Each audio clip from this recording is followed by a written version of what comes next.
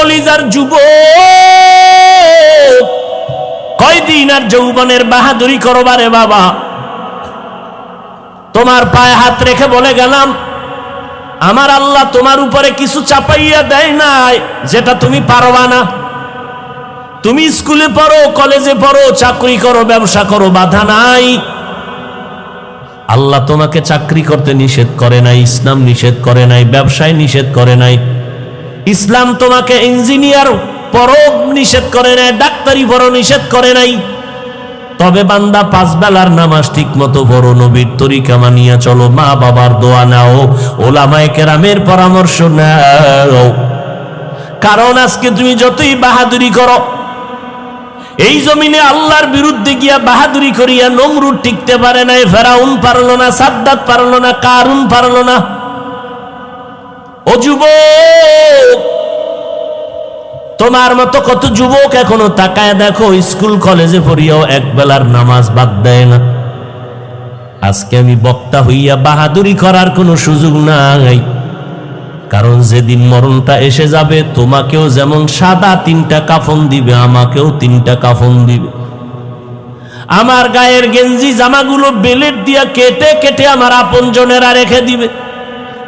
সাদা কাফনে যেদিন ঢুকবি রে যুবক, ওই দিন লেখা থাকবে না এই কাফনটা বক্তা সাহেবের লাশ, লেখা থাকবে চেয়ারম্যান সাহেবের লাশ, ডাক্তারের লাশ, এটা রোগীর লাশ, কাফনে লেখা নাই। কাফনের মধ্যে ঢুকার পর তুমিও যেমন আমিও তেমন। এবার তোমার আমার জন্য কবরের সাইজও হবে সমান, তোমার আমার জানাজার নিয়মও হবে এক। জানাজা পড়াইয়া তোমার আমার লাশটা কবরে নিয়ে যাবে, ওই কবরে একই নিয়মে পাড়াইয়া মাটি দিয়া সব বিদায় হয়ে যাবে। আমার জন্য একটু দাও, রাহমাতুল লিল আলামিনের পরিচয় দাও। নবী বলেন, দুনিয়াতে যারা রবের গোলামি করিয়া কবরে যাবে, তারা জবাব দিবে রব্বি আল্লাহ, আমার রব আল্লাহ। দুনিয়াতে যারা ইসলাম মেনে পরিপূর্ণ চলবে, তারা কবরে গিয়া জবাব দিবে দ্বীনি আল ইসলাম, আমার ধর্ম ইসলাম। দুনিয়াতে যারা নবীর সুন্নত অনুযায়ী চলবে, আঙ্গুলের নখগুলো কেমনে রাখবা সেখানেও নবীর সুন্নত যারা মানবা, মাথার চুলগুলো কেমনে রাখবা সেখানেও যারা নবীর সুন্নত মানবা। এ যুবকেরা, 2টা পাও আগাইয়া দে, আমি পায়ে হাত রেখে বলতে চাই গো বাবা, বলো আমার নবীর আদর্শ ছাড়া আরো কোনো ভালো আদর্শ যদি থাকে বল। আল্লাহর কসম, আমি মুহাম্মদের আদর্শ বাদ দিয়া ওই ব্যক্তির আদর্শ আমি লাগাবো।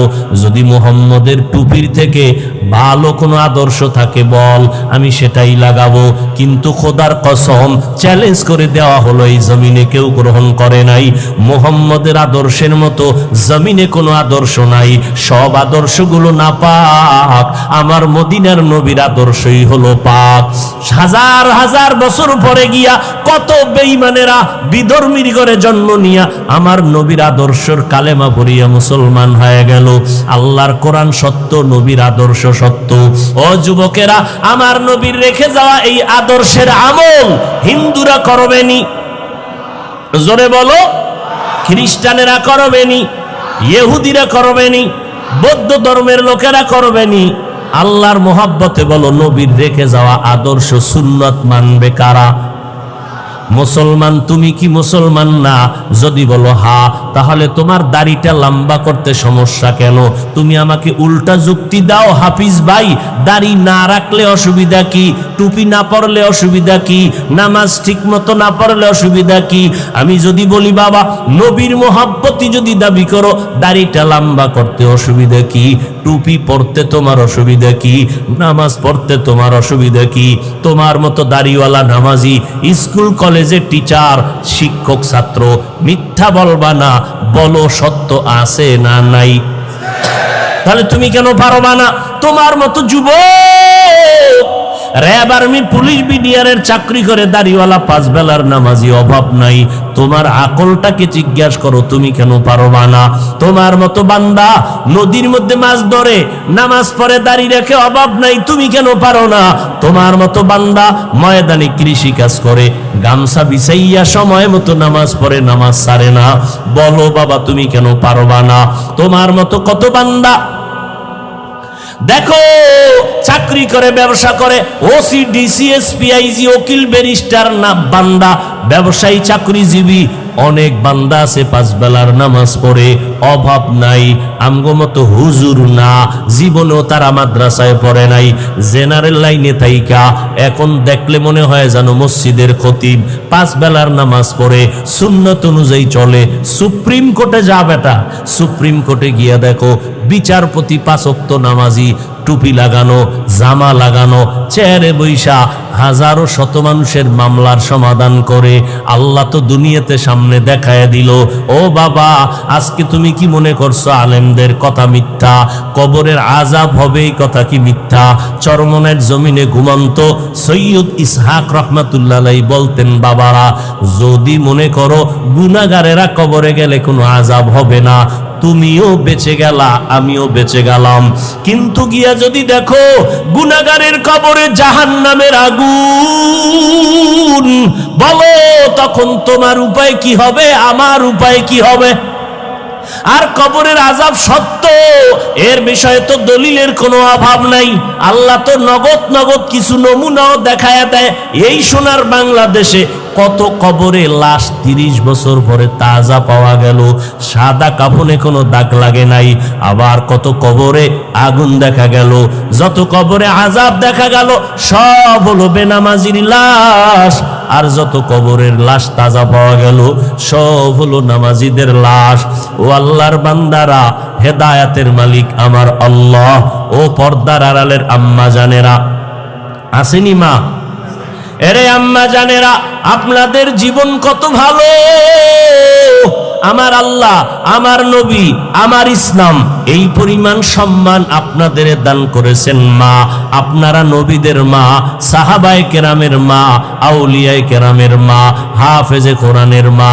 এখানে প্রায় 11টা সন্তান মাথায় পাগড়ি নিয়েছে, সবাই কোরআনের হাফেজ। একটা ছেলের খবর এখানে বলছে, আপনারা খেয়াল করছেন কিনা? কয় মাসে হাফেজ হয়েছে? হ্যাঁ, 8 মাসে হাফেজ হয়ে গেল। ও যুবক, ও পর্দার আড়ালের আম্মা জানেরা, মনটা কি চায় না এমন একজন হাফেজের মা হইয়া কবরে যাবেন? আপনার সন্তান আপনার জানাজার নামাজের ইমামতি করবে, আপনার সন্তানের কাছে মানুষ দোয়ার জন্য দৌড়াবে। ও মা, আপনার সন্তানটাকে ডাক্তারে যদি বানাইতে চান, আলহামদুলিল্লাহ, দোয়া করে গেলাম, তবে আপনার সন্তানটার একটা ভালো আদর্শ সন্তান বানাইয়া যাইয়েন। আপনার সন্তান ডাক্তার হবে, তবে বেয়াদব যেন না হয়। আপনার সন্তান ইঞ্জিনিয়ার হবে, তবে বেয়াদব যেন না হয়। আপনার সন্তানের ব্যবহারে কোনো আলেম যেন কষ্ট না পায়। আপনার সন্তানের ব্যবহারে এলাকার মুরব্বীরা যেন মনে কষ্ট না পায়। আপনার সন্তানের ব্যবহারে ওর সমবয়সী কেউ যেন কষ্ট না পায়। আপনার সন্তানটাকে ভালো বানানোর জন্য আমরা হুজুরেরা দোয়া করলে হবে না, আপনি মা হইয়া তাকে শিক্ষা দেওয়া লাগবে। দেখবেন অনেক ওসি সাহেবের ব্যবহার কত সুন্দর, ডিসি সাহেবের ব্যবহার কলিজা ঠান্ডা করে দেয়, এসপি সাহেবের ব্যবহার কলিজা ঠান্ডা করে। ও আসলে কারণটা কি? ওটা তার নিজস্ব বাহাদুরি না। যত ভালো ভালো বলবেন, সন্তানের ভালোর অবদান হলো একমাত্র মায়ের কারণে। ও জানেন না আপনারা, ওই ডিসি সাহেব, এসপি সাহেব ছুটি নিয়ে যখন বাড়ি যায়, আম্মা জান খাইতে বসাইয়া এবার কয়, বাবা আমি কোন দিন মইরা যাই জানা নাই, তোরে আমি একটা অনুরোধ করে যাব। ডিসি সাহেব কয়, আম্মা বলো, তোমার কথাটা আমি ছাড়বো না, রাখবো। বলে, বাবা আল্লাহ তোরে সম্মান দিছে, চেয়ারে বসতেছো, আমি মা বলে গেলাম, ওই চেয়ারে যতদিন থাকবি কোনোদিন সুদ ঘুষ খাবি না, গরিবের উপরে জুলুম করবি না। এই ডিসি সাহেব চেয়ারে বৈশা ওই মায়ের কথা স্মরণ করে, সামনে টাকার বান্ডিল পড়লেও নজর দেয় না, সামনে গরিব আসলেও জুলুম করে না। এবার বুঝেন ডিসি সাহেব ভালো, এসপি সাহেব ভালো, ভালোর পেছনে অবদান কার?